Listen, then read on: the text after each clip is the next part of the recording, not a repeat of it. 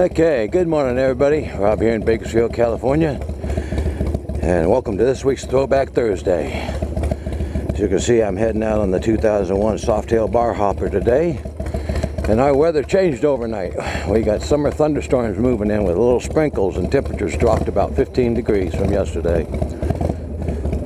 Today's story is going to be titled Officer Fluffy and the Sexual Harassment Complaint. The names have been changed to protect the guilty. Now, I was working out of Eastern Division on second watch, and I was EMT qualified, and we still had the ambulances. This was before the city took the ambulances away from us and gave it to the paramedics with the fire department. Trained all of them to be paramedics. So I was working 47 Henry, which was the ambulance unit up in the Tierra Santa area, with my partner.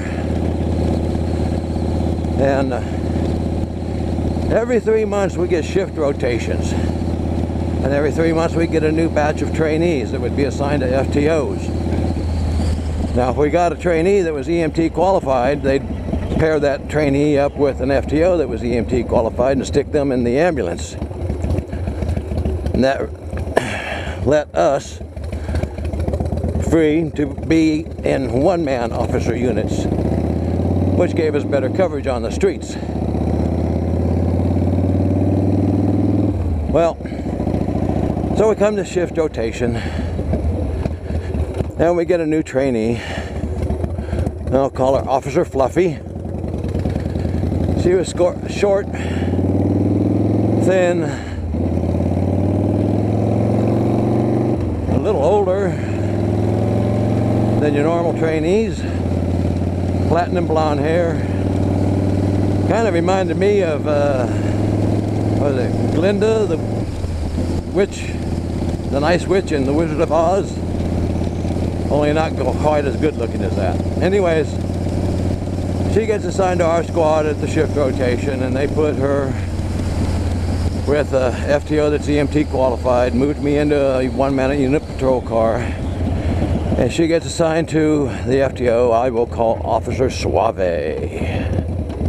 So Officer Suave and Officer Fluffy are working the ambulance unit. Things are going along for about a month, and you know, we're hearing all kinds of complaints and rumors in the locker room about how she doesn't know the job, she can't do the job, she isn't any good, she's failing all of her categories. And Officer Suave is not very happy with her. So after a month, all of a sudden she gets switched to a new FTO, who I will call Officer Hardnuts. And she's riding with him in the ambulance unit. So that month goes along, and we're still hearing rumors in the locker room about how she's no good, she shouldn't be a cop. They don't know how she got this far in the training without getting fired. Blah, blah, blah, right? So then all of a sudden, Officer Fluffy gets assigned to the ambulance unit with one of the few female officers that we have. And I will call her, I don't know, Officer Good, because she was good. So Officer Good and Officer Fluffy are working the ambulance unit for about a week. Don't do it, please. I come back in for my days off. I'm in a lineup, and all of a sudden I get reassigned back to the ambulance unit by the sergeant with Officer Fluffy. Okay, well now I'm wondering what the heck's going on, because supposedly the word is that Officer Fluffy had a problem with male officers, and male officers had a problem with Officer Fluffy. And that's why they had put her with the female officer, Officer Good, in the ambulance. So I have Officer Fluffy, when lineup breaks, I have Officer Fluffy go out and gas up the ambulance and restock supplies, and I go talk to the sergeant.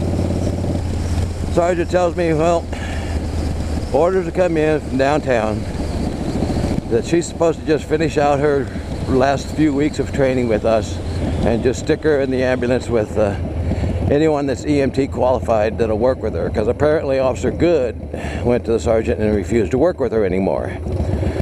I wasn't getting any real details from the sergeant other than, you know, just do your best with her, keep your eye on her, and let me know if you have any major problems with her. Because I'm not an FTO, so I'm not reporting in on her booklet every day and filling out her booklet that they have to fill out during training or grading her or anything. And, you know, so we hit the streets. And in the first week of working with her, I realized why everybody is complaining about Officer Fluffy. First off, Officer Fluffy don't know how to drive. Not just the ambulance, she just don't know how to drive, period. Second, Officer Fluffy has absolutely no street smarts at all. Third, Officer Fluffy is too timid, too scared. And that's not a good thing. I mean, it's always good to have a little bit of healthy fear when you go out on the streets, because it keeps you on your toes. But you can't go out there so scared that you freeze up, which is what she would do.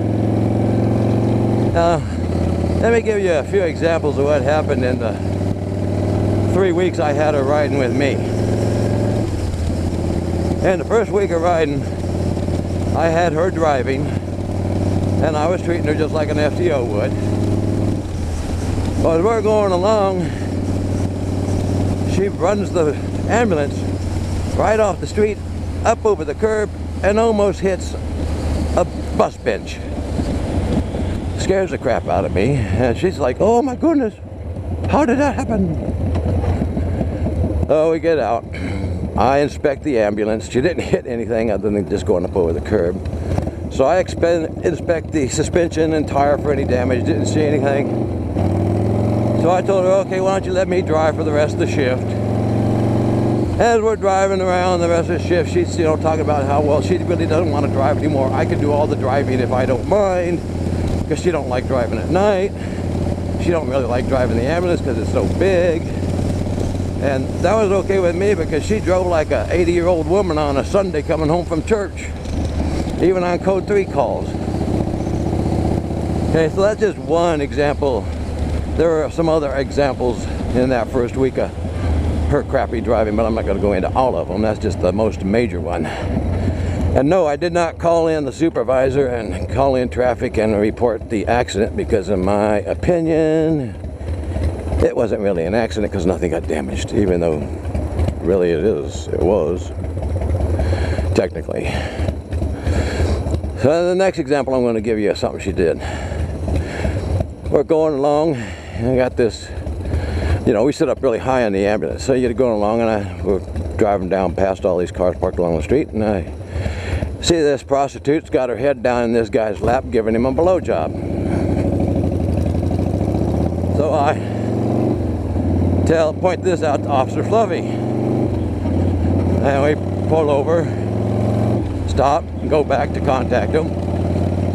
I get the prostitute out, and I'm talking to her, you know, and she fully admits what the heck's going on, because, you know, basically caught him with his pants down and her doing her thing, you know, because the ambulance, they didn't even realize that we were cops until I walked up on them and knocked on the window.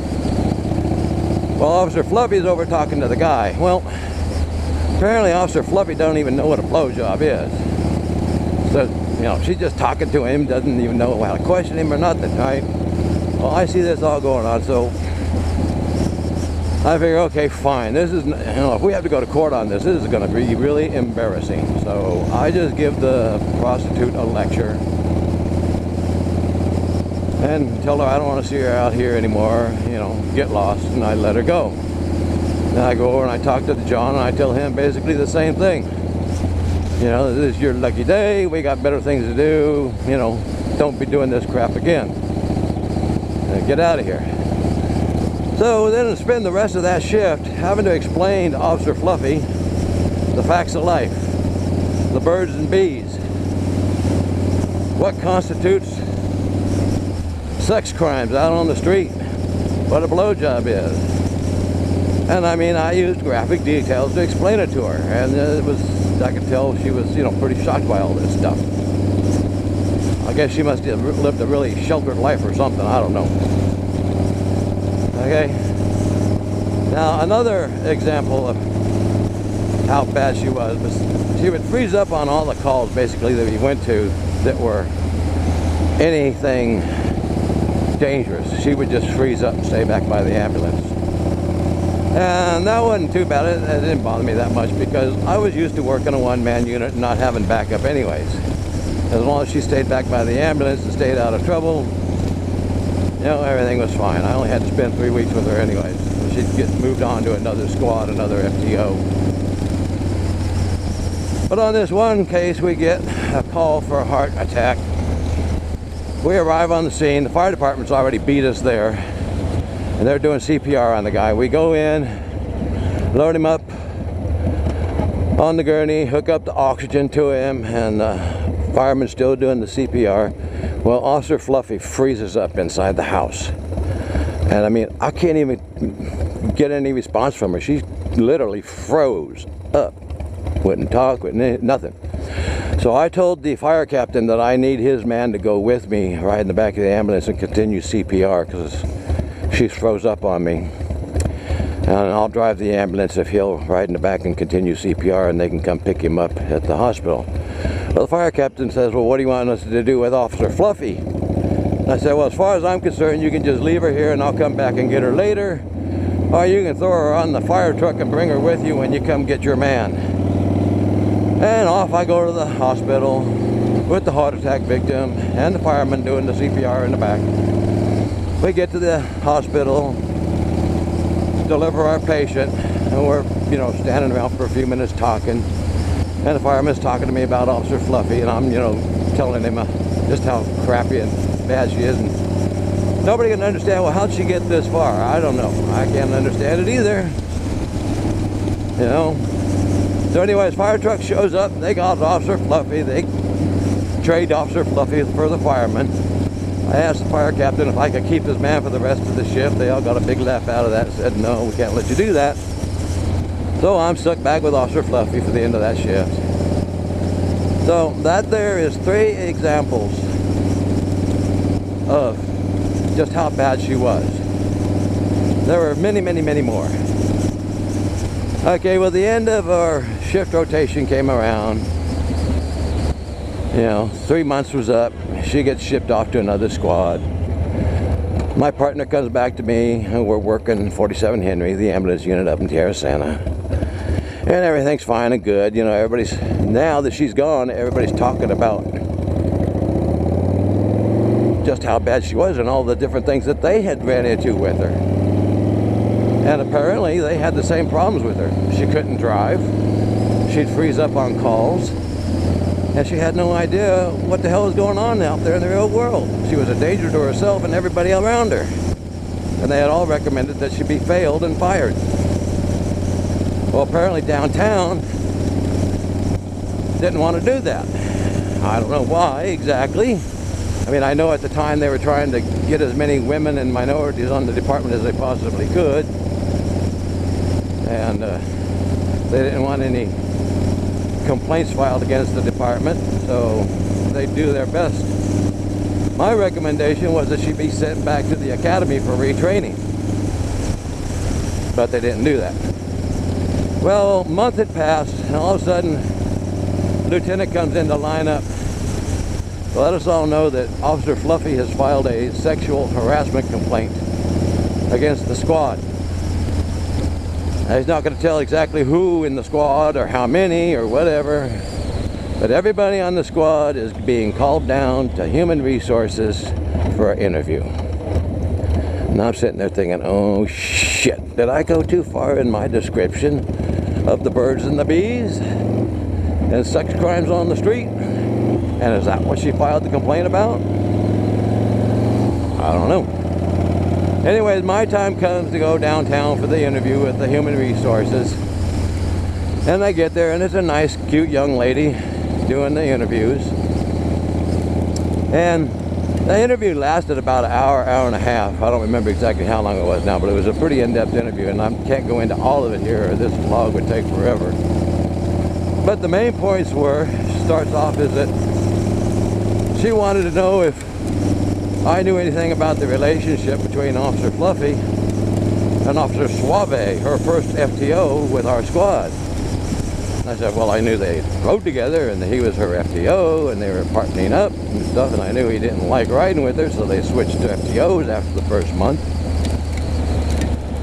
And I said, well, do you know anything about Officer Suave offering to give her a passing grade in exchange for sex? And I go, what?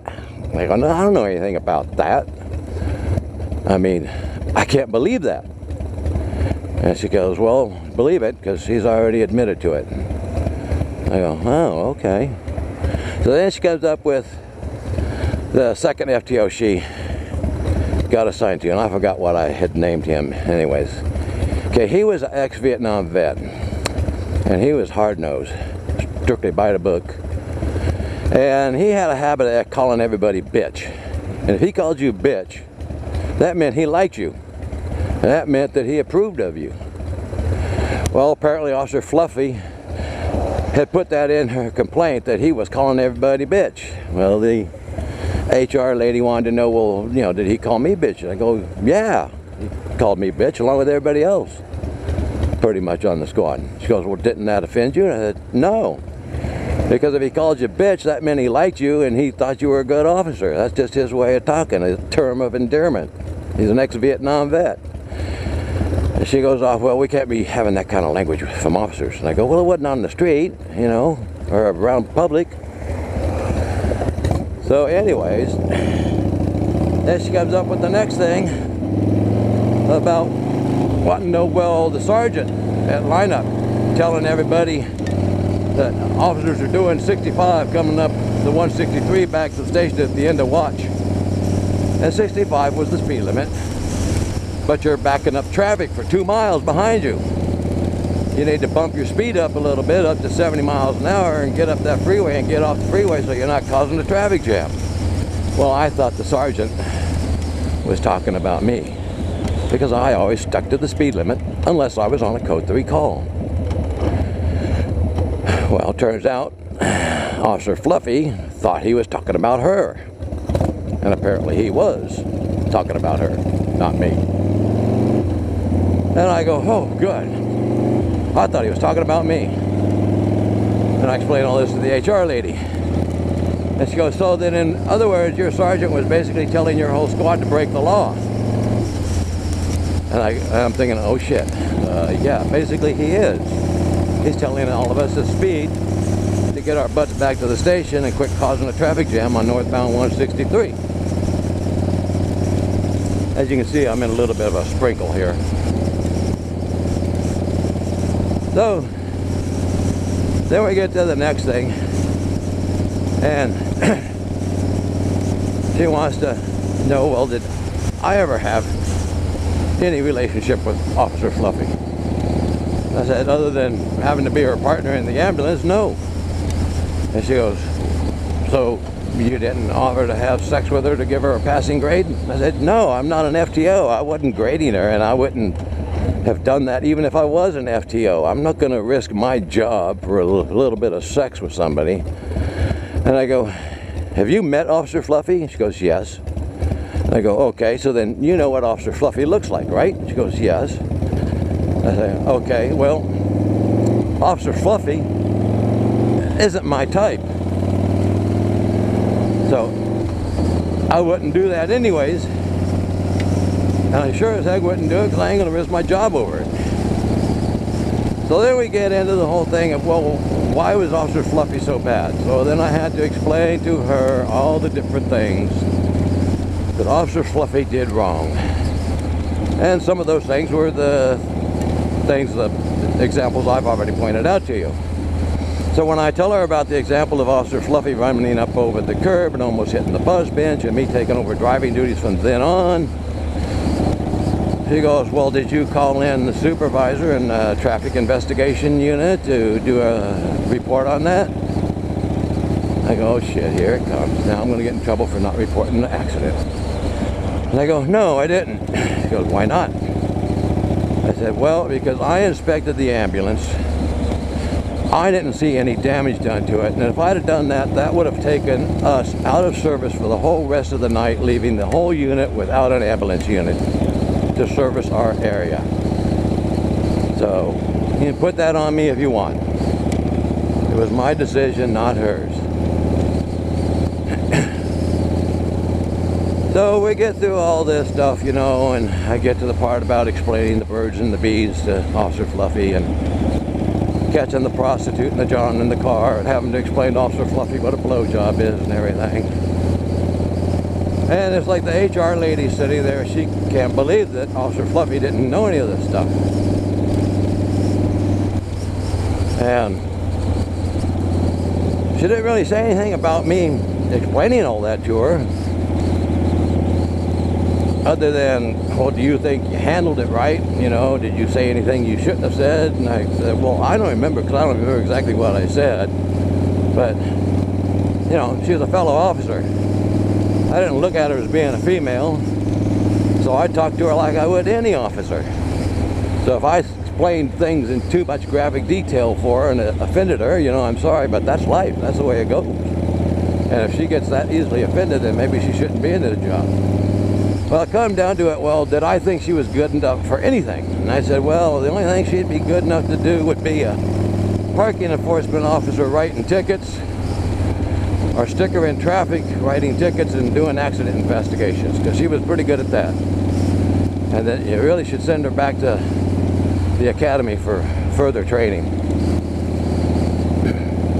So, you know, that's pretty much the end of I didn't get anything out of the HR lady as to what was going to happen. It was, you know, okay, well, she's got to interview everybody, do up her whole report, it's got to go to her supervisor, and they'll make decisions later on as to what's going to happen to who and who all is going to get into trouble.